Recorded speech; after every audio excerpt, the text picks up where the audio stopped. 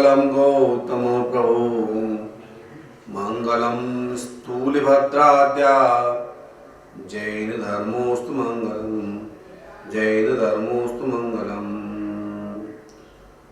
कृष्ण महापर्व विशेषकर कृष्ण महापर्व कल्पसूत्र की वाचना सभा के सम्मुख की जाती है, लेकिन वर्तमान समय की परिस्थिति को देखते हुए सब कुछ संक्षिप्त में करना पड़ता है। शास्त्रों ने कहा है देश काल भाव परिस्थिति को देख करके योग्य निर्णय कर धर्म का उपदेश अधिक से अधिक संक्षिप्त में भी पहुंच सके वैसा करें। हम कल्पसूत्र का सारांश आपको सुना रहे हैं और कल्पसूत्र सारांश के अंदर बताया गया है, हमने सुना कि देवानंद कुक्षी से गर्भ का अपहरण कर हिरण्याकर्षी देव इंद्र की आज्ञा से त्रिशला माता के कुक्षी में रखते हैं और यह इस सृष्टि की प्रथम सबसे बड़ा आश्चर्य हुआ, क्योंकि 23 तीर्थंकरों में से किसी तीर्थंकर का गर्भ अपहरण नहीं हुआ, लेकिन पूर्व का जो कर्म बंधा हुआ था मरीचिक गौ में, उस जाति मत के कारण से भगवान महावीर को ब्राह्मण परिवर्तनों का होना पड़ा और देवराज इंद्र ने उस परिस्थिति को टालने के लिए तीर्थंकर महात्मा भगवान महावीर स्वामी के गर्भ को त्रिशला माता के गर्भ में स्थापित किया। माता ने 14 स्वप्न देखे, क्रमशः 14 स्वप्नों में माता ने गज, सिंह, वृषभ, लक्ष्मी, पुष्पमाला, चंद्र, सूर्य, ध्वजा, पूर्ण कलश, पद्म सरोवर, क्षीर समुद्र, देव विमान, रत्न राशि और निर्धूम अग्नि, धुएं अग्नि, ऐसे 14 स्वप्न अपने मुख में प्रवेश करते हुए भगवान की माता त्रिशला देवी ने देखे। भगवान 3 ज्ञान से सहित गर्भ में त्रिशला माता के उत्पन्न हुए। शास्त्रकार कहते हैं कि आशोर गति 13 के दिन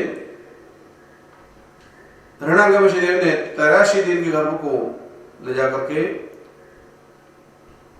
त्रिशला माता में स्थापित किया था।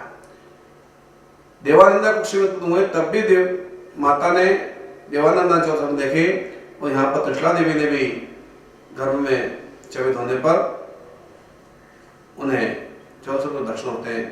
14 स्वप्न दिव्य देखे उन्होंने कि उन 14 स्वप्नों को देखकर हम आनंदित हुए और आनंदित होती हुई उठती हैं।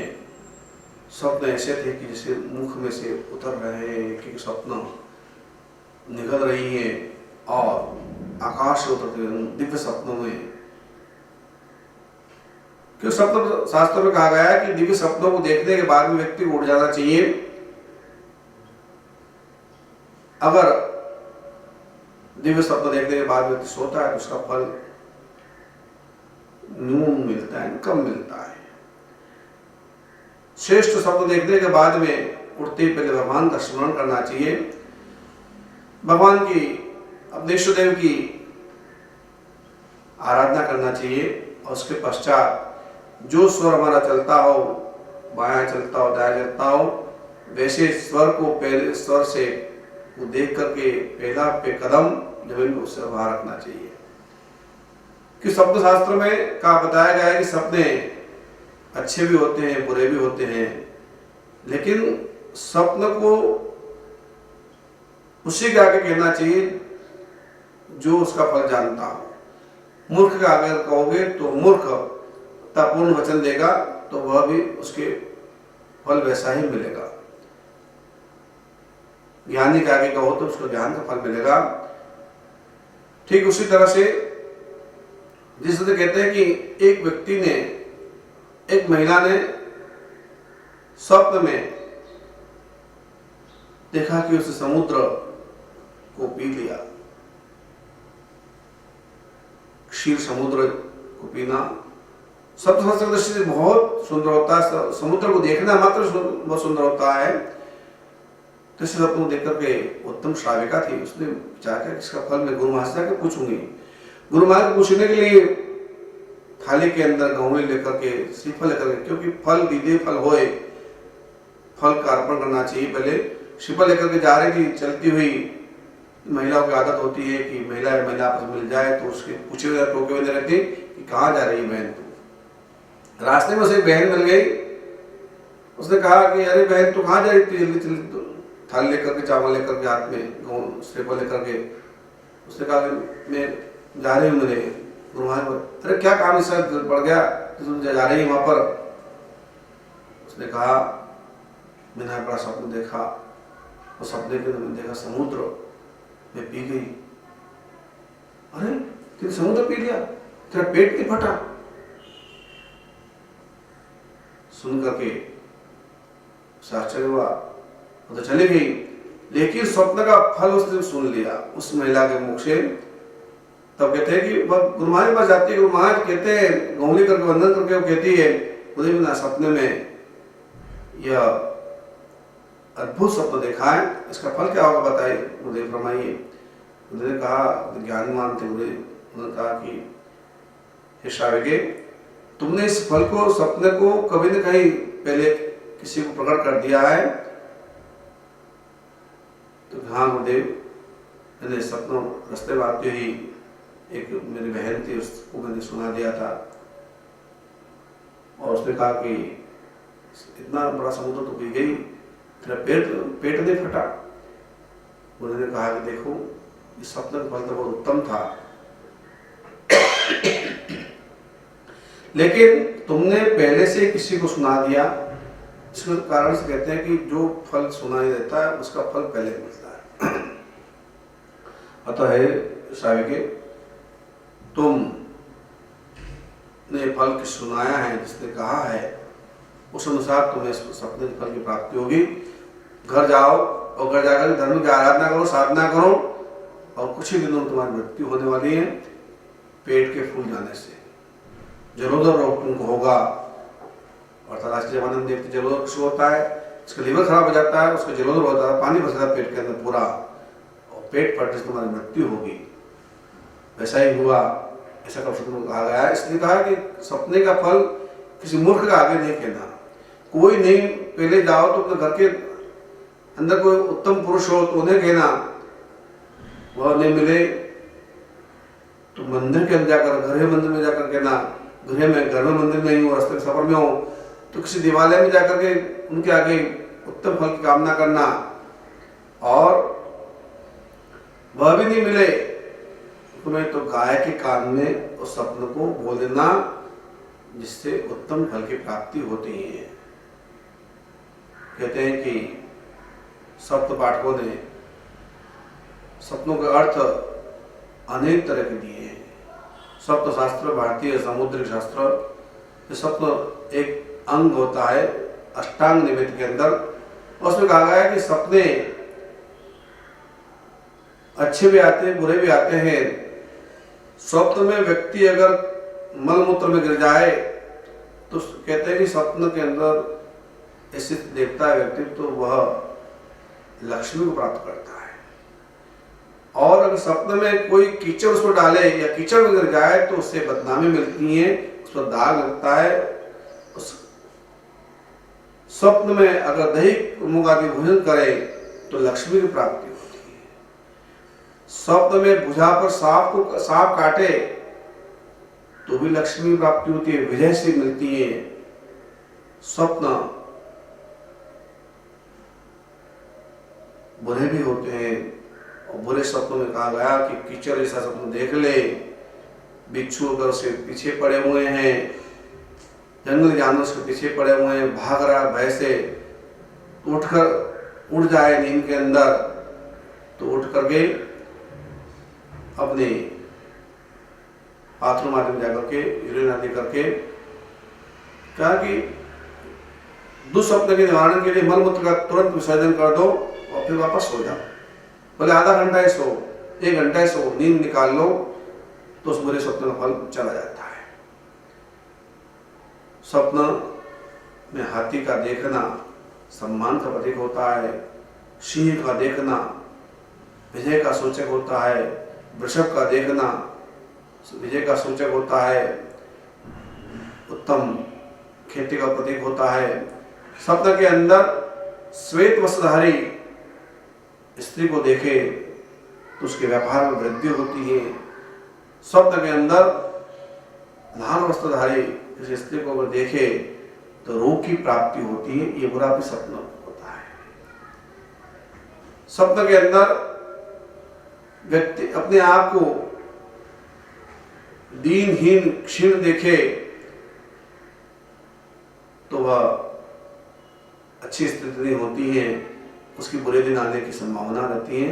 इसलिए अगर स्वप्न देख ले तो उठ करके तुरंत उनको विसर्जन कर दें। और कहा गया है कि स्वप्न फल उस सुनाते समय बड़ा विवेक रखना चाहिए। इसलिए त्रिशला माता ने देखा कि 14 स्वप्न देखे, मैंने बहुत सुंदर स्वप्न देखे हैं। प्रकारांतर से श्वेतांबर परंपरा के अंदर 14 स्वप्न हैं, दिगंबर पुराण के अंदर 16 स्वप्न बताए गए। लेकिन हमारे श्वेतांबर पुराण के 14 स्वप्नों का ही वर्णन आता है। और जब त्रिशला माता ने 14 स्वप्न देखे तो उन्होंने विचार किया मैं जाकर के पहले स्वप्नों के फल को अपने पति को बताऊंगी, पति से पूछूंगी। पहले जमाने के अंदर पति पत्नियों के सोने शयन कक्ष राजाओं के अलग अलग होते थे। राजा रानी के शयन कक्ष अलग अलग होते थे। रानी का कक्ष अलग होता था, राजा कक्ष अलग होता था, राजा राजकार्य से होता था, अतः दोनों कक्ष अलग होते थे। ऐसे स्थिति के अंदर त्रिशला रानी उठी, उठ करके वैसे भी त्रिशला रानी पहले से गर्भवती थी, क्योंकि उसकी गर्भ के अंदर एक कन्या की परिपालना हो रही थी। वह कन्या का आहरण करके गृहणागम देव ने देवानंद कुक्षी में रख दिया था और देवानंद कुक्षी में पल रहे गर्भ को त्रिशला माता के कुक्षी में रखा था। ऐसी घटना बनी थी, इसलिए त्रिशला रानी गर्भवती थी। इसलिए उठी, धीरे से मंद मंद गति से चलती हुई इष्ट देव का स्मरण करते हुई अपने पति के सिद्धार्थ राजा से वहां जाकर के स्वप्न फल को सुनाने के लिए, स्वप्नों को कथन करने के लिए सिद्धार्थ महाराज से सिद्धार्थ राजा त्रिशला को आई देख करके कहा कि ये क्षत्रिय ने इतने जल्दी उठ करके कैसे तुम्हारा आगमन हुआ। उन्होंने कहा अपने पति से, हे स्वामी, पहले जमाने में स्त्रियां अपने पति को सम्मान देती थी। आज के जमाने में सम्मान का तो बात ही नहीं है, तू तुकार से बात करती है, उसके माँ बाप तक पहुंच जाती है। लेकिन पहले के जमाने के अंदर कोई महिला अपने पति का नाम भी नहीं लेती थी। इसलिए उसने कहा कि हे स्वामी, आप विराजिए कुर्सी पर, सिंहासन पर, मैं आपसे कुछ निवेदन करना चाहती हूँ। मैंने बहुत सुंदर मधुर स्वप्न देखे, इसके बारे में बताना चाहती हूँ। सिद्धार्थ राजा शयन से उठे, कुर्सी पर बैठे और त्रिशला उनके कदमों में बैठ करके बात करती हैं कि स्वामी, मैंने रात को बड़े दिव्य स्वप्न देखे। मैंने देखा कि स्वप्न के अंदर 14 दिव्य महास्वप्न आकाश से उतर रहे हैं, वो एक एक करके मेरे मुंह में प्रवेश कर रहे हैं। गज, सिंह, वृषभ, लक्ष्मी, पुष्पमाला, पद्मसरोवर इत्यादि सभी स्वप्न, चंद्र, सूर्य, सभी मेरे मुख में प्रवेश कर रहे हैं, ऐसा मैंने देखा। तो इन 14 सपनों का क्या फल होगा, मुझे आप ज्ञानवान हैं, आप मुझे बताएं। सिद्धार्थ राजा ने कहा, स्वप्न के फल के बारे में तो हम स्वप्न शास्त्री को बुला करके पूछेंगे, लेकिन ये बात निश्चित है कि मेरे ज्ञान से कहता हूँ, मैंने इतना जाना है, पढ़ा है, सुना है इसी दिव्य मां सपनों देखने से तुम्हें निश्चय ही श्रेष्ठ पुत्र रत्न की प्राप्ति होगी। हाथी के समान बलिष्ठ होगा, सिंह के समान पराक्रमी होगा, बैलों के समान कितने ही कुटुंबों का प्रतिपालन करने वाला होगा, जिसके वैभव लक्ष्मी चारों तरफ फैली हो रहेगी, जो मान सम्मान का प्रतीक मालाएं देखेगी, मान सम्मान को प्राप्त करेगा जगत के अंदर, सूर्य चंद्र की तेजस्वीता उसके अंदर होगी। ऐसे उत्तम पुत्र रत्न को तुम प्राप्त करोगे। विस्तृत स्वप्न का फल हम प्रातः काल के अंदर सुनाएंगे। सब नाटकों को बुला करके उनसे पूछेंगे कि स्वप्न का फल क्या होता है। वही विस्तार से बता सकते हैं, लेकिन निश्चय तुम्हें श्रेष्ठ पुत्र रत्न प्राप्त होगी, जो चक्रवर्ती समान पराक्रमी होगा। सिद्धार्थ राजा के मुख से वचन सुनते कृष्ण ने कहा, हे स्वामी, जैसा आपने कहा है वैसा ही हो, बस यह उत्तम फल की प्राप्ति मुझे हो, यही कामना करती हूँ। यह कहती हुई कृष्णा माता जो है अपने शयन कक्ष में जाती हैं और शेष समय धर्म ध्यान के अंदर व्यतीत करती हैं। प्रातःकाल के अंदर शब्द पाठ को बुलाया जाता है और चौदह सपनों का वर्णन शब्द पाठकों के मुख से सुना जाता है। समय के साथ में गर्भ की स्थिति बढ़ती जा रही है, गर्भ की स्थिति बढ़ती जा रही है। भगवान तीन ज्ञान सहित है, मति ज्ञान, श्रुति ज्ञान, अवधि ज्ञान, तीन ज्ञान सहित भगवान ने गर्भ में धारण किया है। तो विचार करते परमात्मा ने कि देखो कि मैं गर्भ में हिलता हूँ, डुलता हूँ, कि बालक गर्भ में रहता हुआ हाथ पर भी चलाता है। 6 महीने का बालक जब हो जाता है हाथ पर भी चलाता है, तो इससे मेरी माँ को कष्ट होगा, इसलिए मैं हिलूं नहीं, डुलूं नहीं और माँ को कष्ट नहीं हो, ऐसा प्रयत्न करो। इसे कहते हैं कि एक देशीय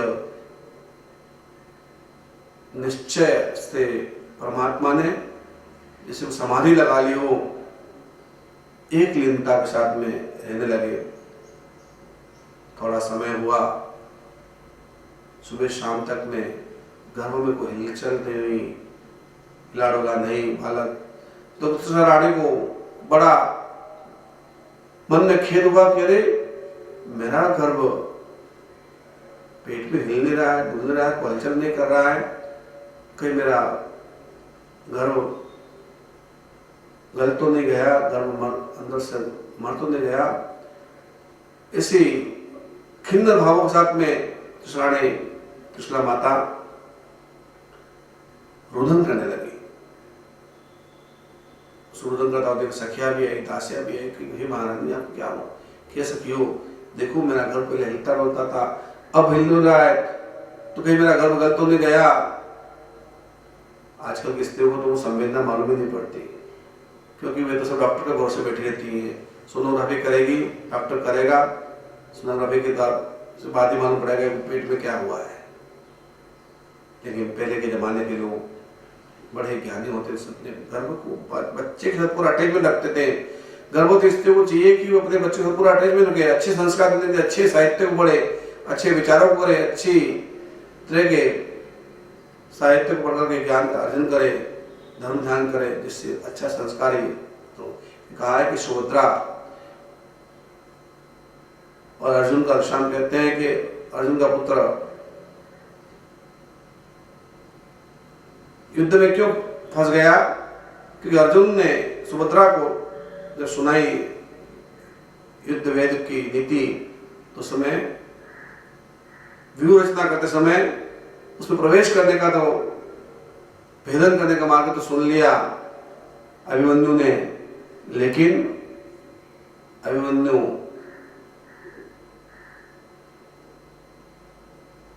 उस व्यूह रचना में मारा गया, क्योंकि व्यूह रचना से बाहर निकलने का मार्ग जब सुना रहे थे अर्जुन, उसमें सुभद्रा को नींद आ गई थी, इसलिए बालक सुन नहीं पाया। बालक माँ जब सोती है तो बालक भी सो जाता है, यह शास्त्र कहता है। इसलिए कहते हैं कि हम जैसा सोचते हैं, जैसा खाते हैं, जैसा विचार करते हैं, वैसा ही बालक होता है। महिला झगड़ा करती, लड़ती, भिड़ती, वो करती, अपशब्द बोलती हैं, तो वह सब प्रभाव बच्चे घर पर पड़ता है। खान पान का प्रभाव भी बच्चे पड़ता है कि बच्चे जो विकलांग होते हैं, क्या होते हैं, तो ये सब आचार विचार पर निर्भर होता है कि अच्छे गर्भ पालन करने के लिए गर्भ कैसा रहे, जिससे बच्चे के अंदर किसी प्रकार का अपंगता, व्याकुलता नहीं आए। ऐसी मन में धारणा होती है। त्रिशला माता ने विचार किया कि अरे मेरा गर्भ गल गया लगता है। तब रुदन करने लगी। पहले आनंद के संगीत बज रहे थे घर के अंदर, सब बंद करवा दिए गए। राजा तक खबर पहुंच गई। कोई कुल देवी को जाकर के दीपक करने लगी, कोई मन्नतें करने लगी। कुल की बड़ी स्त्री आई और सभी ने मिलकर के त्रिशला को धारणा सुनाई, नहीं कुछ नहीं होगा तेरे गर्भ को, तेरा गर्भ गला नहीं होगा, तो शांति रख, शांति रख। बाहर जो संगीत बज रहा था, जो आनंद की बातें चल रही थी, माता का जो उत्साह था, उमंग था, उसमें कमी आई। तो गर्भस्थ भगवान के जीव ने देखा कि बाहर से संगीत की आवाज नहीं आ रही। बाहर से भगवान ने देखा कि माता का हर्ष नहीं है, कि बच्चा सब अनुभव करता है, हर्ष क्रोध सब अनुभव करता है, हर्ष नहीं है और माता रो रही है। तो भगवान ने अवधिकान से देखा कि अरे मेरे कारण से माता रो रही, मैंने तो माँ के ऊपर कृपा भाव रखा कि माँ कष्ट निष्ठ नहीं लो, लेकिन देखो अभी तो पैदा भी नहीं हुआ हूं, मैं तो पैदा भी नहीं हुआ हूं और माँ इतना शोक मना रही है। अगर पैदा होने के बाद में, बड़ा होने के बाद में मैं दीक्षा लूंगा, मुनि बनूंगा, मोक्ष मार्ग से आगे बढ़ूंगा, तो माँ को कितना कष्ट होगा, माता पिता दोनों दुखी हो जाएंगे। इसलिए कहते हैं, शास्त्रकार कहते हैं कि गर्भ के अंदर ही भगवान महावीर के जीव ने प्रतिज्ञा की कि जब जन्म लेने के बाद में, जब तक मेरे माता पिता जीवित रहेंगे, मैं दीक्षा ग्रहण नहीं करूंगा, माता पिता को कोई दुख न पहुंचे ऐसा कार्य मैं नहीं करूंगा। और परमात्मा ने एक देश से कहते हैं कि अपने पैर को हिलाया, जैसे पैर हिस्से हिलाया, माता बड़े प्रसन्न हुई, अरे मेरा गर्भ कुशल है, आनंद है, कुछ नहीं हुआ। इस तरह से हर्षवंत होते हुए त्रिशला रानी अपने गर्भ का अपने पास कर गई। हम देखते हैं परमात्मा भगवान महावीर ने यह संदेश हम सभी को दिया है कि माता पिता की अवज्ञा कभी न करे, माता पिता को दुख पहुंचे ऐसा कोई कार्य न करे, क्योंकि माता पिता हमारे सृजनहार होते हैं और ऐसे सृजनहार माता पिता को वृद्धावस्था के अंदर तो कभी भी कोई दुख नहीं पहुंचाना चाहिए। आज के जमाने के अंदर हम देखते हैं जगह जगह वृद्धाश्रम खोल रहे हैं, बहुत सी घटनाएं सुनने को मिलती हैं, बच्चों के द्वारा माता पिता को कष्ट दिया जाता है, पिता गुजर गया और माँ को के लिए छोड़ दी जाती है। ऐसी घटनाएं बहुत सुनने को मिलती है, देखने को मिलती हैं। माँ का अपमान होता है, घर में बहू आ जाए, पत्नी आ जाए तो उसके कहने से अनुसार चलना पड़ता है, अगर नहीं चले तो घर में रहना मुश्किल हो जाता है। तुम्हारी माँ तो बुढ़ी हो गई है, तुम्हारी माँ के अंदर अकल नहीं है, तुम्हारे बाप में अकल नहीं है, इसी शब्द बहुएं कहती हैं। क्योंकि आज की मॉडर्न शिक्षा, आधुनिक शिक्षा के अंदर भारतीय संस्कृति शिक्षा को नहीं देता कि मातृदेवो भव पितृदेवो भव, माता तीर्थ है समांगी, माता सबसे बड़ा तीर्थ है। एक बार तुम भगवान की मूर्ति पूजा नहीं करो चलेगा, एक बार तुम भगवान के दर्शन नहीं करो चलेगा, लेकिन माता के दर्शन, माता की सेवा करना परमात्मा की सेवा करने के बराबर होता है, क्योंकि उसी ने तुम्हें यह अवतार दिया है। लोग कैसे होते हैं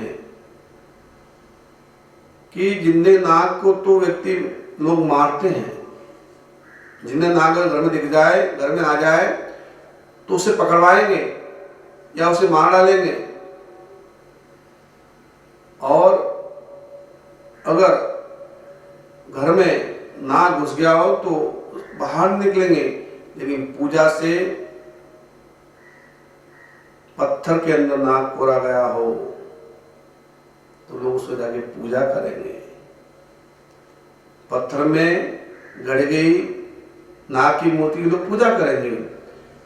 चूहा वैसे घर में आ गया हो तो उसे पकड़ने के लिए पिंजरा लगाएंगे। चूहा घर में आ गया हो तो उसे पकड़ने के लिए पिंजरा लगाएंगे, क्योंकि चूहा आया घर में, कुछ कुतर देगा, कुछ क्या कर देगा। कि चूहे की स्वभाव होता है कुतरना, सामान कुतर देता है, काट देता है। चूहे को पकड़ने के लिए पिंजरा लगाएंगे। चूहा मार दवाई का लोग उपयोग करते हैं, उसे मारने का प्रयत्न करते हैं। कुछ जहरीली दवा मिला करके रोटी के साथ रख दी जाती है, चूहा बेचारा रहता है। जिंदा चूहा मारा जाता है, और मरा चूहा गणपति के आगे बैठा हो, पत्थर के अंदर कोरा हुआ, तो उसकी पूजा की जाती है। क्या विचित्र स्थिति है। माता पिता मर गए हो तो तस्वीर में माला पहनाई जाती है, तिलक लगाया जाता है। माता पिता की मृत्यु के पश्चात उनका बारवा किया जाता है, उनके लिए ईश्वर की जाती है। जिंदगी उसको गर्म खाना नहीं देते हैं। ऐसी स्थिति जिंदगी को पूजा नहीं करता है, मरे हुए व्यक्ति पूजा करते हैं। तस्वीर को पूजा कर लेते हैं, लोग दिखावे के लिए। पिता का, जिसने माता पिता का हृदय से आशीर्वाद लिया हो, वो जीवन कभी दुखी नहीं होता है। आजकल जमाने के अंदर बहुत छल कपट का जमाना आ गया है। ऐसे जमाने के अंदर कहते हैं कि मैंने घटना प्रत्यक्ष सुनी। एक व्यक्ति ने अपने बच्चे को पढ़ाया लिखाया, बहुत होशियार किया। पढ़ाने के लिए उसने सर्वस्व, नौकरी से पैसा आया गया, उसको पढ़ा के अमेरिका भेजा। अमेरिका में अच्छी नौकरी में लग गया, शादी की, बच्चे की शादी की उसने, पढ़े लिखे पढ़ी लड़की वो भी जॉब वाली थी, दोनों जाकर अमेरिका चले गए। बहुत सत्य घटना मैंने सुनी ही, मेरे आंखों से सुनी है, मेरे कानों से सुनी, हृदय स्पर्शी घटना है। वह अमेरिका में रहकर के थोड़े दिनों बाद में पिता से थोड़ा पैसा भेजा। फिर माता पिता से कहा कि पिताजी आप भी अमेरिका आ जाइए थोड़ा समय के लिए तो अच्छा रहेगा। अब वहां पर बेटे बहू ने विचार किया कि अपन क्या करते हैं कि पैसे की जरूरत है और माता पिता बुढ़े हो गए, उनके पास में क्या करना, उनको क्या जो तो मकान किराए मकान में रह जाएंगे वो तो। अपन चलो भारत, और माता पिता को अपन उस संपत्ति बिकवा देते, सारी उसकी संपत्ति। देश में आए, पिता से कहा पिताजी देखो अमेरिका में जाके मुझे बहुत बड़ा बिजनेस करना, पैसे की जरूरत है, आपकी भी जरूरत पड़ेगी, वहाँ नौकर मिलते नहीं, कर्मचारी मिलते नहीं है, इसलिए आप दोनों भी चलो हमारे साथ में, ये मकान बेच दो। आनंद फानंद में तुरंत में 8-10 दिन के अंदर मकान लगा सब बेच दिया, और बेच करके घर से सामान बांध लिया कि चलो अब अमेरिका पर चलते हैं। एयरपोर्ट पर गए, वृद्ध माता पिता जानते नहीं थे कि हवाई जहाज में सफर कैसे करना होता है, कैसे जाते हैं, क्या करते हैं, बोर्डिंग क्या होती है, पास आउट कैसा होता है, वो जानते नहीं।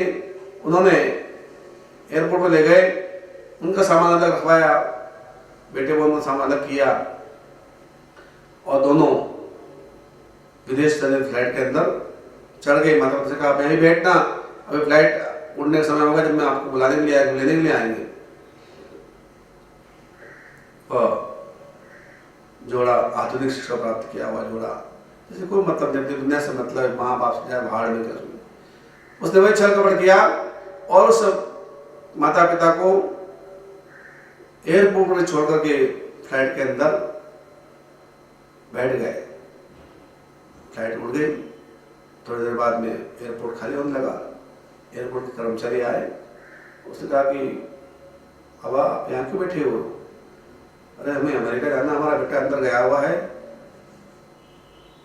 सामान लेकर के, सीट वीट देखने के लिए, आरक्षित कराने के लिए, वो आएगा हमें लेने, हम जाएंगे। उन्होंने कहा बाबा अमेरिका जाने फ्लाइट तो उड़ गई। तो कहाँ उड़ गई? हाँ उड़ गई। ऐसा छल कपट उस वृद्ध माता पिता साथ में गया। इसलिए कहते कि आधुनिक शिक्षा में अपनत्व को खो दिया है। माता पिता अपने बच्चों को बड़े उमंगों से पालते हैं, लेकिन उनके सपनों को चूर चूर कर देते हैं। ऐसे कुछ चंद बालक ऐसे पैदा होते हैं, छल कपट के माता पिता का वृद्धाश्रम में उसको मजबूर कर दिया। वो मेरे पास में आए, गुरुदेव बनाना है, मेरे पेंशन आती है, मैं रहूंगा आपका सेवा में। इसी स्थिति बन जाती है। बस में सभी से भगवान महावीर का ये संदेश हमें गर्भावस्था कहता है कि माता पिता का सम्मान करो तो तुम्हें भी सम्मान की प्राप्ति होगी। सर्वमंगल मांगल्यम सर्वकल्याणकारकं प्रदान सर्वमंगलम। जय तेषाश्लम।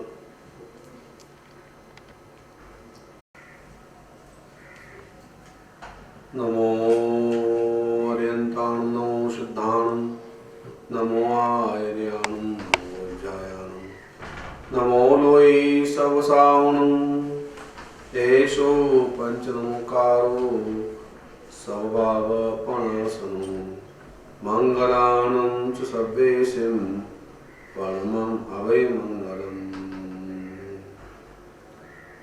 बोले शंखेश्वर पार्श्वनाथ भगवान की जय। बोले विश्व पूज्य दादा गुरुदेव प्रभु श्री पूज्य राजेंद्र श्री महाराज साहब की जय। ओम परमेश्वरी नमस्कारं सारं नवपदात्मकम् आत्मरक्षाकरं वज्र पंजरावं स्मराम्यहम्। ओम नमो अर्यन्ताणं शिरस्कं शिरसिद्धम्।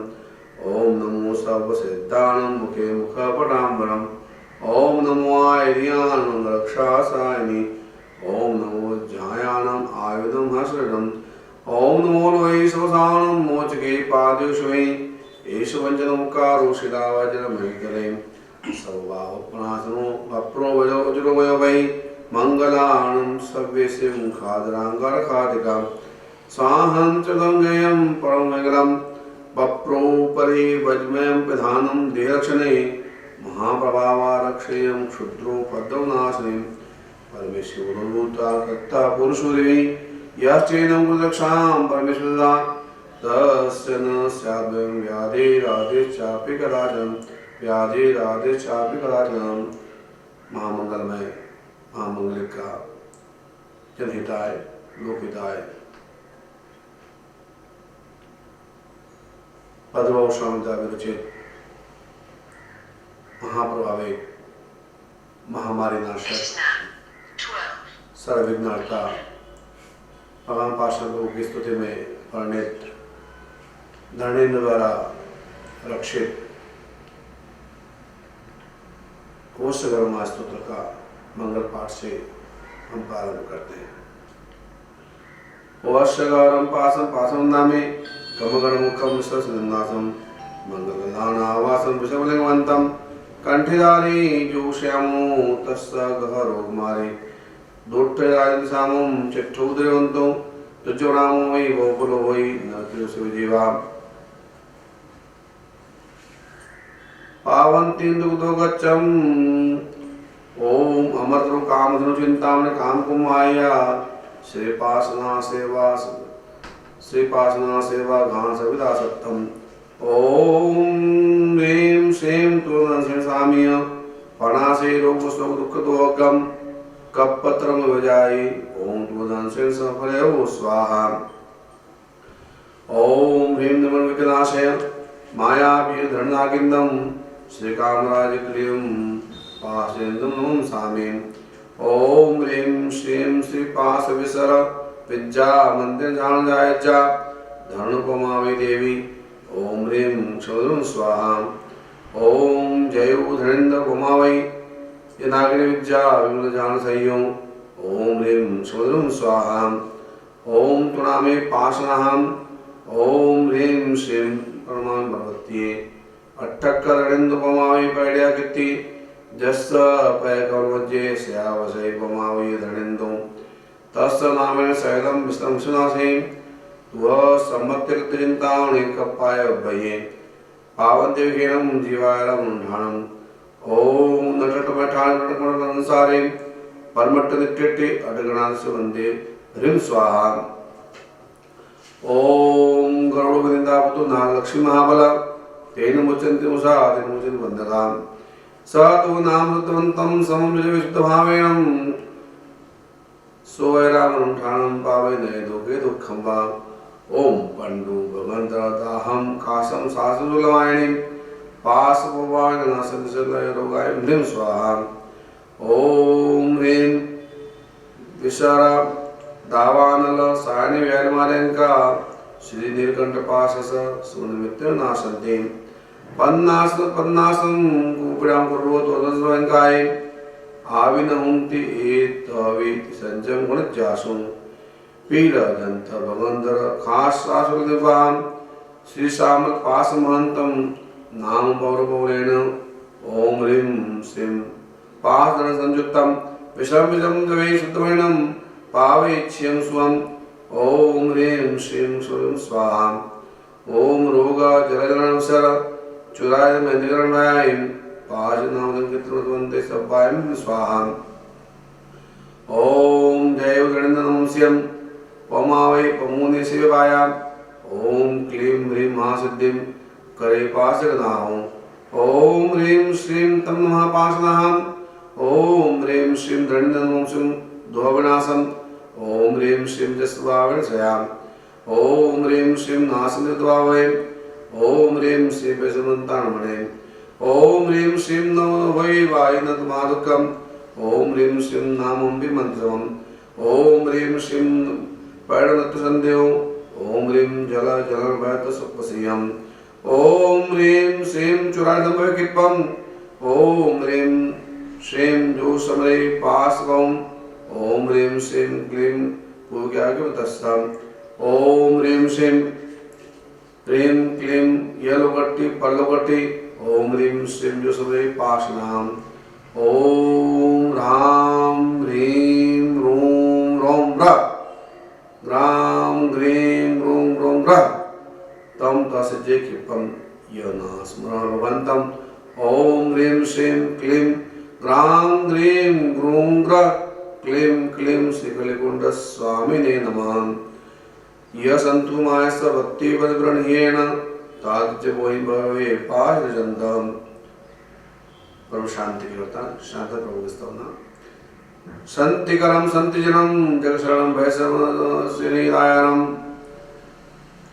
समराय भक्त बालक दिव्यान गुण गए सेवम ओम सनमपोसे पत्तानम शांति स्वामी व्यानम योंशामंदिरम सवासे उदरेणाम ओम शांति नमोकारो खेलो से मालिक पत्तानम शौम ह्रीं नमो सर्वो सही पत्तानम देव श्रीं वाणी त्युसामे श्रीदेव चक्राग्नि मृगा गहर श्री पासवंता सागर तद्विभक्ति रक्षंत रोहिणी पन्नत्ते वज्रंगलाजया वज्जन कुशी चक्रिदत्ता काली महाकाली गौरी त गंधारी महाजला मानवरुद्रा अच्युता मानस्या मानस्याओ देवी जक्का गोमो मजक्का तिमोजक्के तुमुक्षमो मायंग विजयादि बम्मो सुरकुमारम छमो प्याला किंदगरुडो गंधवत जकेंदो कुबवरणो बीड़ो पासमायं देवियों च केशरी ज्वा अधिकारे काली महाकाली अच्यु संता जला सुतारा सुवस्रच्छा चंडा विजयंकुशी पन्नति निब्बाने अच्युधरणी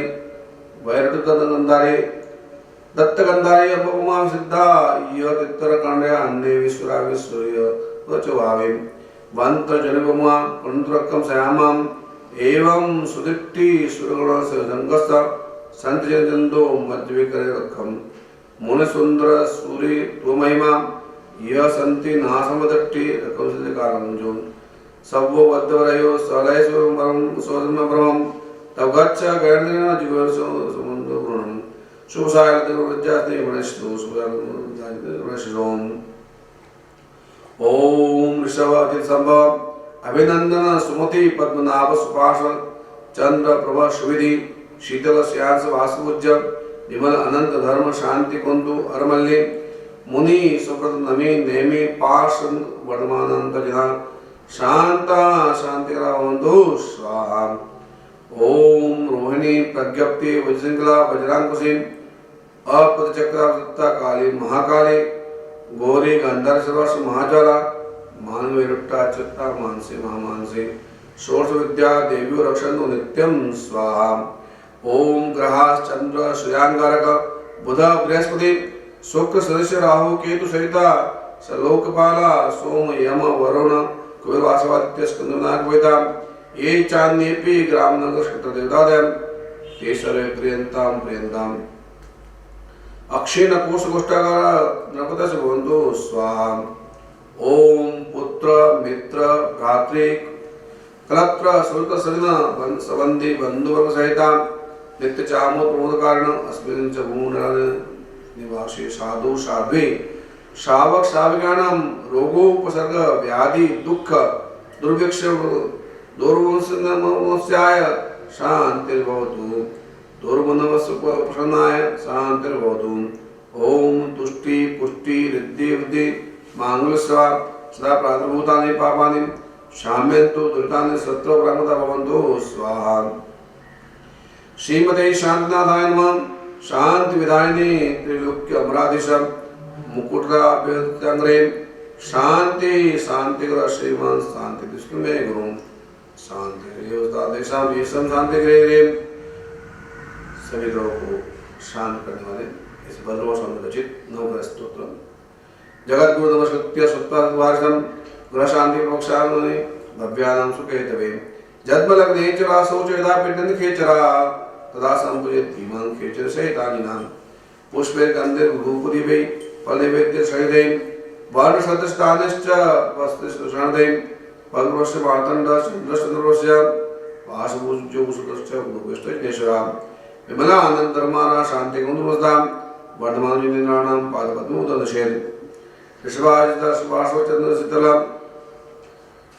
सुमति संभव स्वामी श्रेयांसश्च बृहस्पति सुविदे कत्र शुक्र सुदशचरा नेमिनाथस्य राहु स्यात् केतुस्य मल्लिपार्श्वो इन्द्रनामग्रहत्वा सुप्राणां शांति हेतवे नमस्कार भक्त्या कपितस्तोत्रं सदं भद्रवाहुर वाचेव मन्युष्णकेवली विद्या प्रवाद शांति विधिं शुभम्। ओम ह्रीं ग्रहा चंद्र सूर्यांगर्क बुध बृहस्पति शुक्र सदस्य राहु केतु सहिता खेटाजिनवती पुत्रदुषन्तु मम नान्य जय विजय सुख सौभाग्य हृदय कीर्ति कांति शांति तुष्टि पुष्टि बुद्धि लक्ष्मी धर्मार्थ कामदा शिव स्वाहा। श्रीपार्श्वपातो नित्यं जिनवरनंकर नाथवनस्तिश्च शरण्य सर्वकामद सर्वविघ्न स्वामी सद्विदायक सर्वसत्वहित योगी श्री गुरुमार्ग देवदेव स्वयं सिद्धि आनंदमय शिव परमात्मा परब्रह्म परम परमेश्वरम जगन्नाथ सर्वज्येष्ठ भूतेश पुरुषोत्तम सुरेन्द्रवासवाणो सर्वज्ञ सर्वदेवेश सर्वदा सर्वोत्तम सर्वात्मा सदर्शी सर्वजगद्गुरु तत्वमूर्ति परादित्य ब्रह्म प्रकाशक परबिंदु पर प्राण परमात्मा अजस्नात्म शंभु ऋषिताशिव विश्वेश्वर भूतात्मा क्षेत्र शोधम साकार से राकार सकलो निष्क्रियम निर्ममो निर्विकार से निर्गमो निरामय अमरश्चार्जुनंत एको शिवात्मकम् अलक्ष्य प्रवेश ध्यान लक्ष्य रंजन ओंकार व्यक्तो व्यक्त रूपस्वयं ब्रह्मदेव प्रकाशात्मा निर्भय परमाक्षरम् दिव्यतेजो में शांत परामृत मोचन आद्यो अनाद्य परेशान परमेश ब्रह्मान शुद्ध स्फुटंकाश स्वयं परमचित व्योमाकार सर्वश्च लोका लोकाभाषकम् ज्ञानात्मा परमानंद प्राणारूढ़मनस्ते मनसाद्यो नोदयो दृश्य परापरम् सतीतमयो नित्य सदेवमय प्रभु भगवान स्वतत्वे सुखदायकम् इति श्रीपार्श्वनाथस्य सर्वज्ञस्य जगद्गुरो देवस्तोत्रं नाम स्तोत्रप्रकीर्तनं पवित्रं परमं ध्येयं परमानन्दायकं भुक्ति मुक्ति पदं नित्यं पठते मंगलपदं श्रीमत्प्रमकल्याणसिद्धस्तु पार्श्वनाथविघ्न श्रीमान् भगवान् परमशिव धरणेन्द्र पंचत्वालंकृतवर्षं प्रभु दद्यात्पद्मावती देव्या समुद्रशासन ध्यायेत् कमलत्यस्तं श्रीपार्श्वनाथशरणं ओम ह्रीं श्रीं रसमायुक्तं केवलज्ञानभास्करं पद्मावत्यान्तमामे धरणेन्द्र दक्षिणे तापरितोषधरसेन मुनिराजसहितम्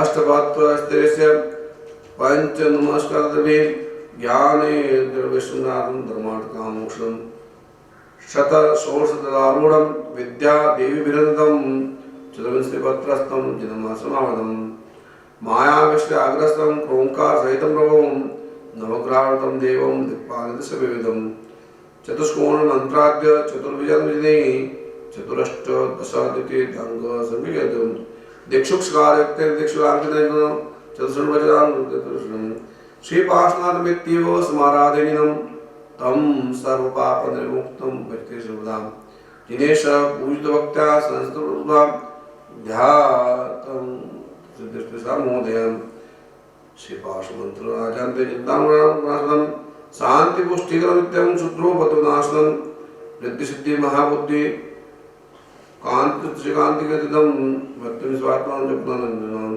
सर्वकल्याणपूर्णश्चाच्चरामृत्युवर्जित हरिमातिमाशतिवर्षापजापनं प्राणायामनुमन्त्रं तमात्मानं शिवं जात्वा स्वामी सत्यं हर्षद कामदश्चेतिर्भोक्तसर्वदा पातुर्वानन्दलक्षणसंवदनं तत्पूर्वमिदं स्तोत्रं सर्वमङ्गलसिद्धिं प्राप्नोति च शरण्यं प्राप्नोति च शेषं शरण्यं पठे नित्यं प्राप्नोति च शैष्यम्।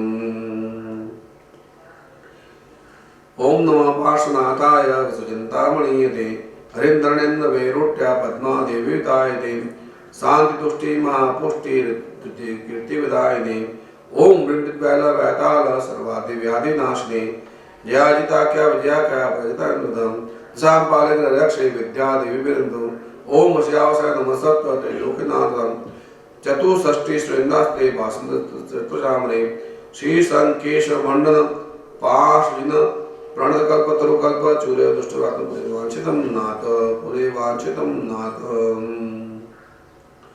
ओम नीर निर्मल सुगंध चंदन अखंड अक्षत पुष्पजम दीप धूप नैवेद्य पयगतसकायत व्राजकम पूजा भव्य सुदायक दूतखंडनम श्री महालक्ष्मी महामाया पूजा मृदनम ओम नमस्तु महामते महामाय सर्वदजय संतदास्ते महालक्ष्मी नमोस्ते जन्माद्रे तो देवी आदिशक्ति गोचरे योगिनी संभूते महालक्ष्मी नमोस्ते पद्मे वनाश्री पद्मजिह्वा सरस्वती पद्मजगन्नाथ महालक्ष्मी नमोस्ते स्थूलो सूक्ष्मोदरे महापापहृदय महालक्ष्मी नमोस्ते सिद्धि बुद्धिवदे भक्तिमुक्तानि मित्रस्ते महादेवी महालक्ष्मी नमोस्ते लक्ष्मी स्तवनं पुण्यं प्राप्तोतये दुःखदायकं राज्यं प्राप्नोति नित्यं राज्यं प्राप्नोति नित्यं श्रीन्द्रभूति वसुभूतिपुत्रं पृथ्वीभवं गौतम गोत्ररत्नं स्तोदेवाश्रमानवेन्द्रा सगौतमोयचनुवांशतं मे शिवर्धमाना त्रिदेवाप्य मुहूर्तमात्रकृतानि येन अंगानि पूर्वाणि चतुर्दशामे सगौतमोयचनुवांशतं मे शिवर्धमाना त्रिदेवाप्य मुहूर्तमात्रकृतानि येन अंगानि पूर्वाणि चतुर्दशामे सगौतमोयचनुवांशतं मे श्रीनाथेन पुरा प्रणीतं मन्त्रं मानसुखाय यस्य ध्यायन्त्यमीश्वरवरा समग्रा सगौतमोयचनुवांशतं मे यस्याभिधानं मुनियो सर्वे गृह्णन्ति भिक्षावनस्य काले मिष्टान्नपानां परिपूर्णकामा सगौतमोयचनुवांशतं मे अष्टापदाद्रौ गगनेशशक्त्या ययोजिनानां पदन्दनाय निशम्यतेतात शैलशुलेभ्यः सगौतमोयचनुवांशतं मे त्रिपञ्चसंज्ञा तापसानां तपकुशानां पदभवाय अक्षरलब्धा परमान्नदाता सगौतमोयचनुवांशतं मे सदक्षिणं भोजनमेव देयं साधर्मिकं सङ्गसपरेति केवल्यवस्त्रपदो मुनीनां सगौतमोयचनुवांशतं मे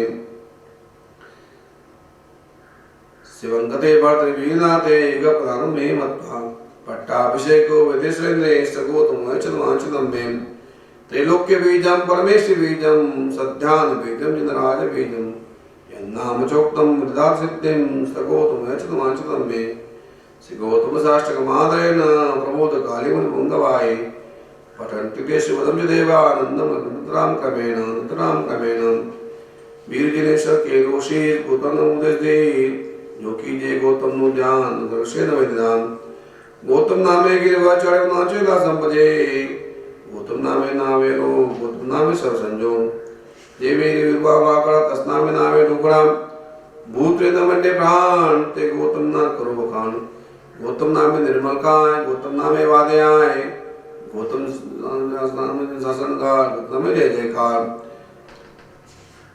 शाल दाल सुरा गोल वामन वाचित का पटन मोल, गणेश सुधरे नमचेत, गौतम नामे पुत्र ने, गौतम उदय विचल भान, गौतम नामे भगवान, मोटा मंदिर विरसमान, गौतम नामे सबल अभियान। कहीं महीने बुढ़ाने जोर बहादुर पहुंचे वांचे गोल, महीन माने मोटा राय, टूटे गौतम ना पाए। गौतम प्रणम्य पाति जले, उत्तम नंद संगमले, गौतम नामे निर्मल ज्ञान, गौतम नामे वाद्यवान। पुण्यवंत धारो शो, गौतम वचो, कैलावन्य समय कर जोड़, गौतम टूटे संपत्ति ग्रोह, गौतम टूटे संपत्ति ग्रोह। मुझ पापी को तारना, हूँ अवगुण की खान, विनती बारंबार है, देना सम्यक ज्ञान। सन्मति दाता सबके त्राता, गुरु गुण गाता बलिहारी, चर के लाता चरणे आता, मधुमध पाता जयकारी। असत्य निवारे समकित धारे, आनंदकारी उपकारी, राजन सुरेंदा हो सुख कंदा, पूर्ण चंदा जगवितकारी। जिन गुण रागा उर्मे जागा, दुख सौभागा लख उपकारी, कुछ नहीं देता बन कर देता, शिक्षा देता विश्व विहारी। जपत पकड़ के समुदाधर के, सही मुवर के आत्मतारी, राजन सुरिंदा हो सुख कंदा, पूर्ण चंदा जगहितकारी। राजन सुरिंदा हो सुख कंदा, पूर्ण चंदा जगहितकारी। भावक जावे वांछित पावे, कमला आवे बिनु उपचारी, संकट जावे भय मिट जावे, पुत्र खिलावे मिलन नारी। तन सुख पावे आवे जावे, किन्नर गावे गुरु उपकारी, राजन सुरिंदा हो सुख कंदा, पूर्ण चंदा जगहितकारी। स्मरण करता नित्य तुम्हारा, कभी डरता वह संसारी, अनिमित बन जावे जन्म न भावे, इज्जत भावे बन व्यवहारी। विद्या के स्वामी अंतर्यामी, जन विश्रामी मुझतारी, राजन सुरिंदा हो सुख कंदा, पूर्ण चंदा जगहितकारी। केशर महतारे देन तुम्हारे, केसर महतारे देन तुम्हारे, गुण जाने जगहितकारी, जिन शासन के पहरे बन के उन्नति करके जीवन तारे। सूर्य यतेंद्र यतिपतेंद्र अर्वभंदा विनंती उच्चारे, राजन सुरिंदा हो सुख कंदा, पूर्ण चंदा जगहितकारी। विद्या सूर्य यतेंद्र गुरु, आप महान कृपाल, परम स्तोत्र श्रवण करे नित्य जो, कर घर मंगलमाल, कर घर मंगलमाल। मंगलम भगवान वीरु, मंगलम गौतम प्रभु, मंगलम स्थूलभद्राद्या, जय नरमोस्तु मंगलम। अंगूठे अमृत से लब्ध न भंडार, जय गुरु गौतम समरे मनवांछित बलदातार। जयत जयत लोके श्रीधराजेन्द्र सूरेर, हर तापम देहिनां क्लेशभाजं, न तदुर्वाद्यं तत्सोदन्द विनाम, जपत जपदस्याख्यंस्तावलोकाम। उत्सर्गा क्षयम्यन्ति छिद्यन्ति, विघ्नवलय मनः प्रसन्नतामित बुद्धिमानीश्वरे। शारमंगल मांगल्यम, श्रवणकर सर्व सर्व कल्याण कारणम, प्रधानम सर्वमानम, जैनम जयति शासनम, जैनम जयति शासनम। बोले शंकेश्वर पार्श्वनाथ भगवान की जय। बोले कृष्ण मूर्ति दादा गुरु प्रभु श्री साहब की जय। बोले प्रमुख कार्य गुरुदेव श्री विद्याचंद्र श्री साहब की जय। मोहन खा के इस दरबार से महामल का प्रसारण किया जा रहा है।